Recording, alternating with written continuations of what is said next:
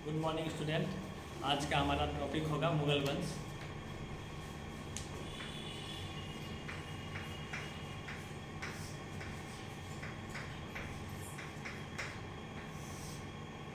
जैसा कि आप लोग भी जानते हैं कि मुगल वंश का संस्थापक कौन था? बाबर। मुगल वंश का संस्थापक था बाबर।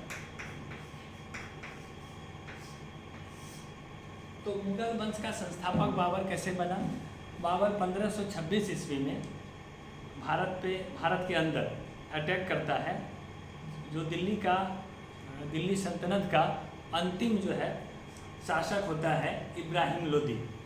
इब्राहिम लोदी से बाबर की लड़ाई होती है। इब्राहिम लोदी, इस युद्ध को बोला जाता है पानीपत का प्रथम युद्ध। पानीपत का प्रथम युद्ध।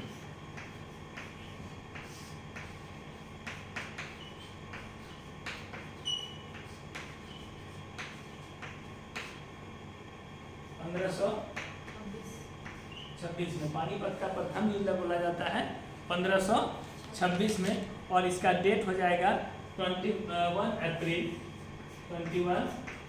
अप्रैल 1526। 21 अप्रैल 1526 को लड़ा जाता है पानीपत का प्रथम युद्ध। किनके बीच लड़ा गया? तो इब्राहिम लोदी और बाबर के बीच लड़ा गया। तो हम डायरेक्ट यहाँ से नहीं आगे बढ़ेंगे, थोड़ा सा बाबर के बारे में, उसका इतिहास, बाबर का कैसे बाबर आया यहाँ, उसका क्या पिछला इतिहास रहा, इसको एक बार हम लोग देखेंगे शॉर्ट में कि बाबर के बारे में, उसका जन्म कहाँ हुआ, किस वंश से था, क्यों उसको मुगल बोला गया, ये सारा हिस्ट्री एक बार थोड़ा सा हल्का हम लोग जान जाएंगे। तो बाबर जो है, बाबर का जन्म होता है 14 फरवरी 1483 ईस्वी को। क्या होता है? 14 फरवरी 1483 को। कहाँ होता है? तो फरगना में। कहाँ होता है? फरगना। ये फरगना जगह कहाँ है? तो फरगना जगह है आपका उज्बेकिस्तान। इंडिया के मैप को हम देख रहे हैं, और इसके बाद क्या हो जाता है, अभी प्रेजेंट में भारत का ही नक्शा है। इसके बाद ये उस समय पाकिस्तान, अफगानिस्तान, ये भारत में ही पूरा एरिया आता था। उज्बेकिस्तान जो ये इलाका है, यहाँ पे फरगना में बाबर का जन्म होता है 14 फरवरी 1483 को। अब देखिए यहाँ फरगना का जन्म हो रहा है, और दिल्ली कहाँ है? यहाँ दिल्ली है, ठीक ना। कहाँ? 1526 में दिल्ली आ जाता है उसके पास, ठीक ना। 1526 ये पहुंचता है, और इसका जन्म हो रहा है यहाँ फरगना में 1483 को। 1483 को यहाँ था, और 1526 1526 आते आते ये बन जाता है दिल्ली का बादशाह। कैसे बनता है, क्या कहानी है, उसको पूरा हम लोग जानेंगे आज की क्लास में। तो फरगना में जन्म होता है इसका 1483 ईस्वी में। फरगना एक छोटा सा जगह था, जागीरदार था। उसके जागीरदार थे या शासक कहिए, इसके पिता, जिनका नाम था उमर शेख मिर्जा। उतना डिटेल लिखेंगे तो उतना जगह नहीं है, तो इसके पिता का नाम आप लोग नोट कर सकते हैं, उमर शेख मिर्जा, और माता का नाम था कुतुब निगार खां। तो इसके पिता थे तैमूर के वंशज। बाबर के जो पिता थे वो तैमूर के वंशज थे, और बाबर की माँ जो थी वो मंगोल की वंशजा थी, ठीक ना। कौन तैमूर? वही तैमूर लंग का जो आक्रमण हुआ था भारत पे, और चंगेज खां का भी आक्रमण हुआ था भारत पे। वो एक तरह से लुटेरे के रूप में भारत में आए, लूटपाट मचाए, इसके बाद वो चले गए। तो बहुत लड़ाकू थे ये दोनों वंश जो थे, बहुत लड़ाकू थे। तुर्क के तैमूर और मंगोल के थे चंगेज खां। तो चंगेज खां की वंशजा थी बाबर की माँ, और तुर्क के वंशज, उसके पिता जो थे वो तुर्क के वंशज के थे, तैमूर लंग के वंश से आते थे। तो इस तरह से दो लड़ाकू वंश से उत्पन्न हुआ था कौन? बाबर। और बाबर का जन्म जो होता है 14 फरवरी 1483 ईस्वी में फरगना में। यहाँ तक क्लियर हो गया। इसके बाद क्या होता है 1494 में 1494 में बाबर के पिता की मृत्यु हो जाती है किसी दुर्घटनावश अचानक। उस समय बाबर का उम्र होता है मात्र 12 वर्ष, ठीक ना। 12 वर्ष की अवस्था में बाबर होता है जिस समय उसके पिता की अकस्मात मृत्यु हो जाती है। और ऐसी स्थिति में क्या होता है, फिर बाबर शासक बनना पड़ता है अल्पायु में उसको फरगना का। तो बचपन से ही क्या हुआ, उसके पास जिम्मेवारियां आता चला गया और इसके कारण वो और भी स्ट्रांग होता गया। तो ये पूरा स्टोरी हम लोग देखेंगे। 1494 में 12 वर्ष की अवस्था में वो शासक बन जाता है फरगना का। इसके बाद फरगना का शासक बनने के बाद क्या होता है कि उसके चाचा हैं अहमद मिर्ज़ा, चाचा अहमद मिर्ज़ा और उसके मामा महमूद खां। चाचा अहमद मिर्ज़ा, यहाँ लिख देते हैं अहमद मिर्ज़ा और मामा महमूद खां, इन दोनों का क्या है, नजर आता है कि हम फरगना को अपने अधिकार में कर लें। इसके चाचा अहमद मिर्ज़ा और मामा महमूद खां का मन आता है कि हम फरगना को अपने अधिकार में ले लें। लेकिन 1497 में एक बार ऐसा होता भी है, 1496 में 1496 आते आते बीच में कई बार ऐसा होता है कि अहमद मिर्ज़ा और महमूद खान द्वारा उसके फरगना को अटैक किया जाता है और उसके अधिकार को छीन लिया जाता है। इसी क्रम में वो भटकता है बीच में, तो उसको पता चलता है कि समरकंद जो है हमारे पूर्वजों की राजधानी थी, जो अब हम लोग के कब्जे में नहीं है। तो उसको प्राप्त करने के लालसा में क्या करता है बाबर, 1496 ईस्वी में समरकंद पे अटैक करता है। समरकंद पे अटैक करता है, लेकिन वो क्या होता है, इस अटैक में असफल रह जाता है, सफल नहीं हो पाता है। तो ये क्या हो गया, असफल रह गया। इसके बाद फिर वो पुनः 1497 में फिर अटैक करता है 1497 में। इस बार कुछ दिन के लिए वह समरकंद पे अधिकार करके रहता है, वह सफल हो जाता है।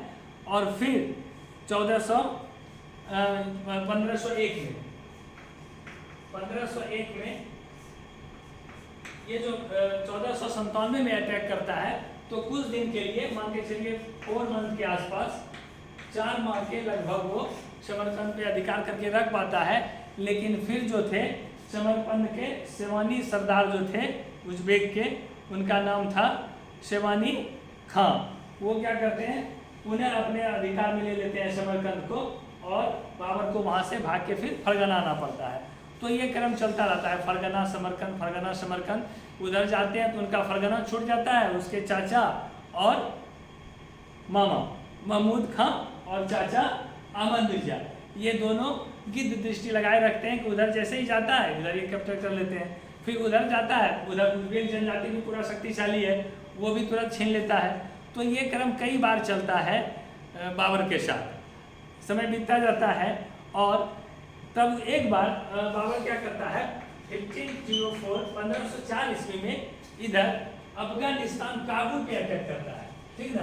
तो काबुल को वो आसानी से, जितना परेशानी उसको कठिनाई हो रहा था समरकंद और फरगना के युद्ध में, उससे कम परेशानी से वो काबुल पर अधिकार कर लेता है। तो उसको लगता है कि इधर तो हम आसानी से कर सकते हैं और ज़्यादा इधर हमको राज करने में परेशानी नहीं है। लेकिन फिर भी उसको एक जो पूर्वज का था समरकंद, इसलिए वो बार बार समरकंद की ओर आकर्षित होता है। और इस क्रम में 1507 में आगे चलकर काबुल पर वो जीतने के बाद फिर क्या करता है, ये एक इम्पोर्टेंट चीज है कि वो बादशाह की उपाधि, बादशाह, इसको बाद में बादशाह बोला गया,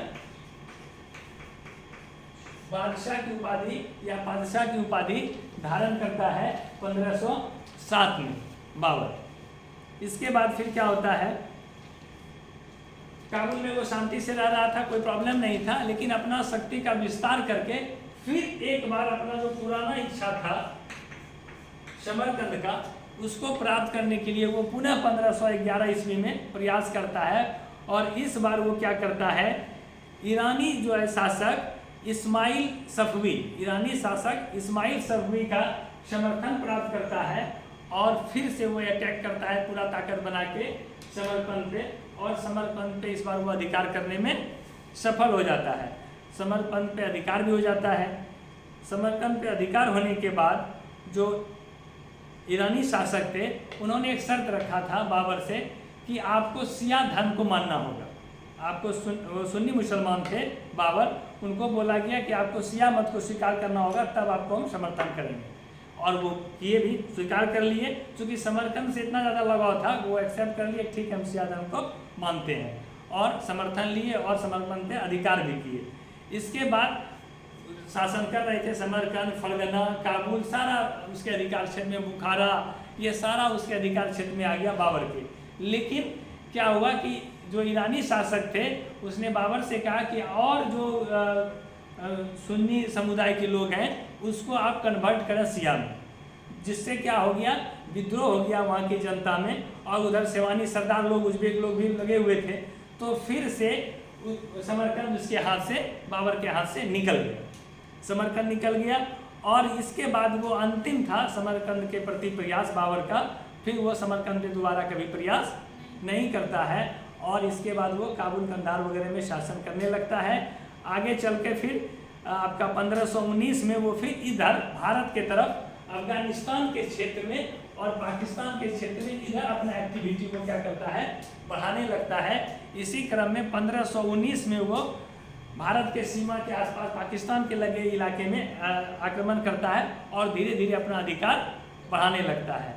आगे चल के 1519 में वो पेशावर को भी जीत लेता है। फिर 1520 में वो बाजौर और भेरा पर अधिकार कर लेता है। जब वो भारत के करीब आ रहा होता है धीरे धीरे, तो ये खबर पता चलता है किसको, इब्राहिम लोदी को। तो इब्राहिम लोदी को जब बोला जाता है कि बाबर जो है धीरे धीरे अपना इधर भारत की तरफ अपना साम्राज्य का विस्तार करते जा रहा है, आगे चल के हम लोगों को भी खतरा हो सकता है, तो इब्राहिम लोदी बोलते हैं कि जब तक वो इधर अंदर भारत के हमारे अधिकार क्षेत्र के अंदर आके अटैक नहीं करेगा तो हम उससे लड़ाई करने नहीं जाएंगे। ठीक है। इसी बीच क्या होता है कि भारत का और जो पंजाब के शासक थे दौलत खां, ठीक है, और इब्राहिम लोदी के चाचा और मेवाड़ के शासक राणा सांगा, इन लोगों का आमंत्रण जाता है बाबर को कि आप जो है इब्राहिम लोदी पर क्या करिए, आक्रमण करिए।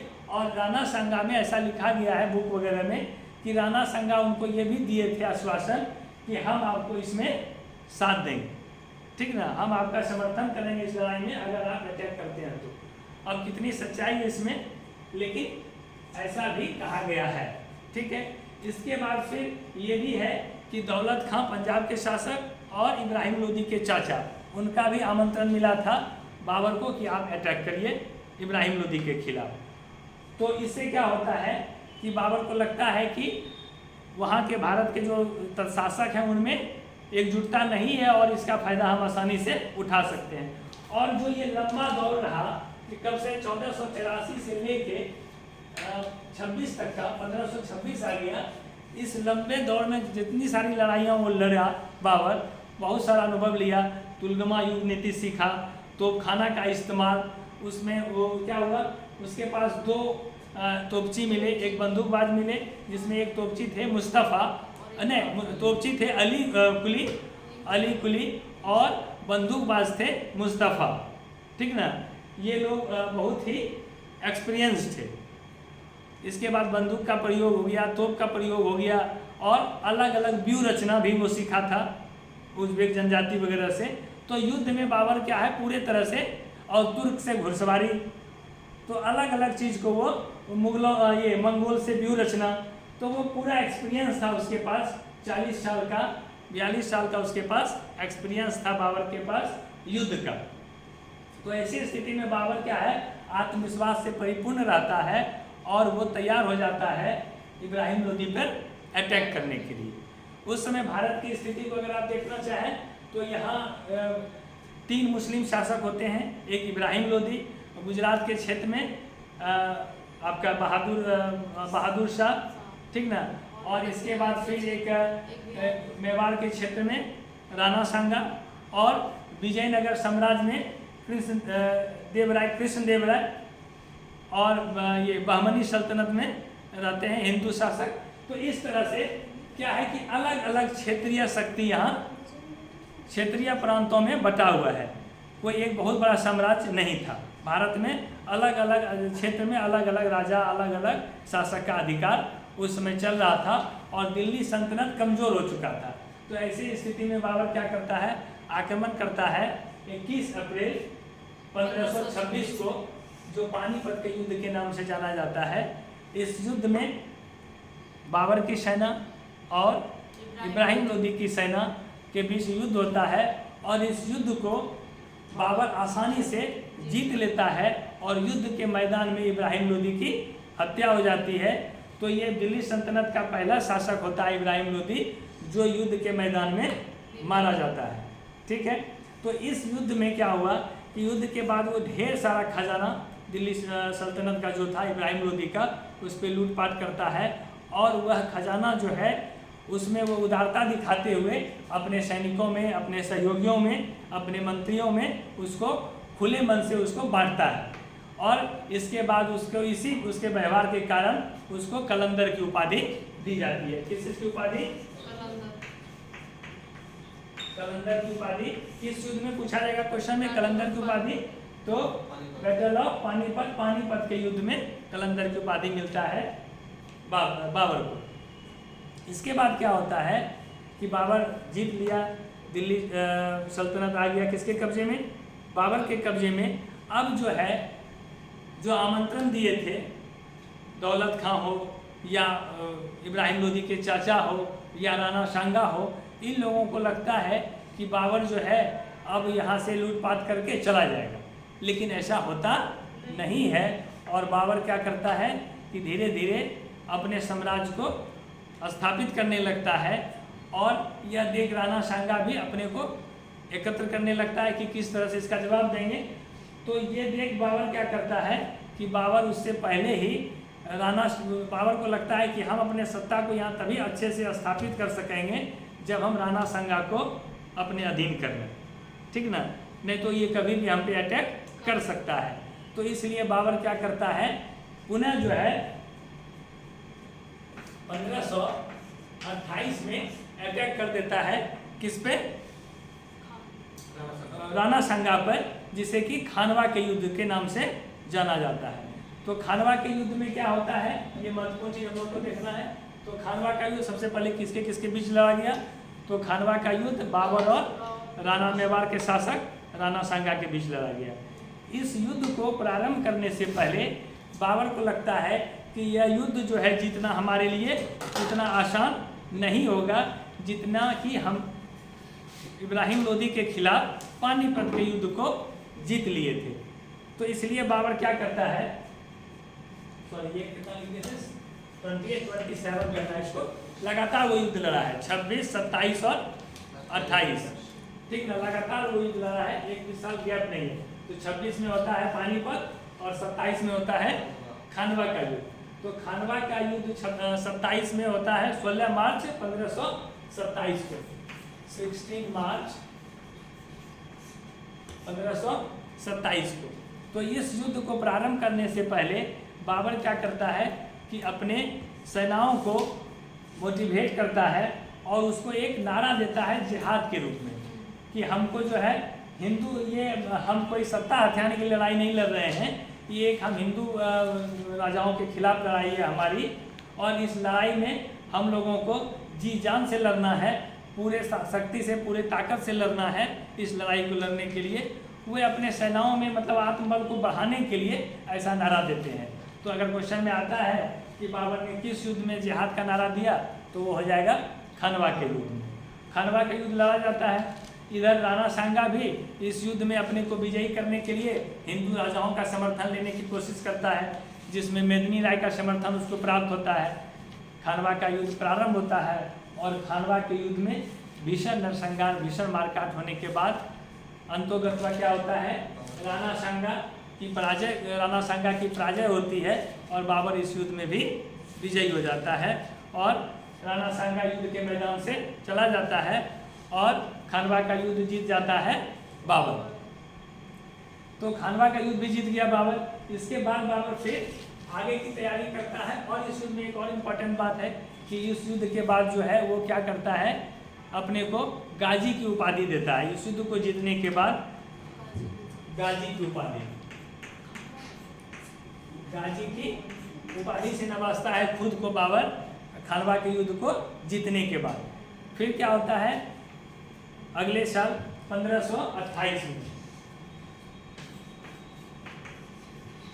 1528 में 5 मई 29 जनवरी 1528 29 जनवरी 1528 को युद्ध फिर बाबर लड़ता है। किसके खिलाफ, जो राणा सांगा का साथ दिया था मेदिनी राय के खिलाफ युद्ध लड़ता है 29 जनवरी 1528 को, जिस युद्ध को चंदेरी के युद्ध के नाम से जाना जाता है। यह युद्ध लड़ा जाता है मेदिनी राय और बाबर के बीच। और इस युद्ध में भी, इस युद्ध को बाबर बहुत आसानी से जीतता है, क्योंकि वहाँ राणा सांगा और मेदिनी राय दोनों मिल के लड़े तब जीत गए। तो इसमें तो सिर्फ मेदिनी राय अकेला था। तो इस युद्ध को बाबर क्या करता है, बिल्कुल आसानी से जीत लेता है और मेदिनी राय भी युद्ध के मैदान में ही मारा जाता है। इसके बाद फिर इस युद्ध के बाद फिर 1529 में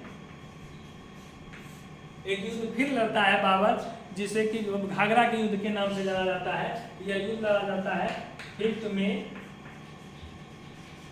5 मई 1529 को, घाघरा का युद्ध।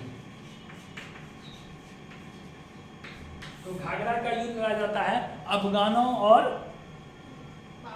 बाबर, जिसमें अफगान का सरदार, अफगान का शासक महमूद लोदी और अफगानी सरदार वगैरह एकत्रित होकर राणा ये बाबर के खिलाफ लड़ता है। और यह घाघरा नदी के किनारे लड़ा जाता है, इसलिए इसको ऐसा युद्ध बोला गया कि घाघरा का युद्ध ऐसा युद्ध था जो जल और थल दोनों जगह लड़ा गया था।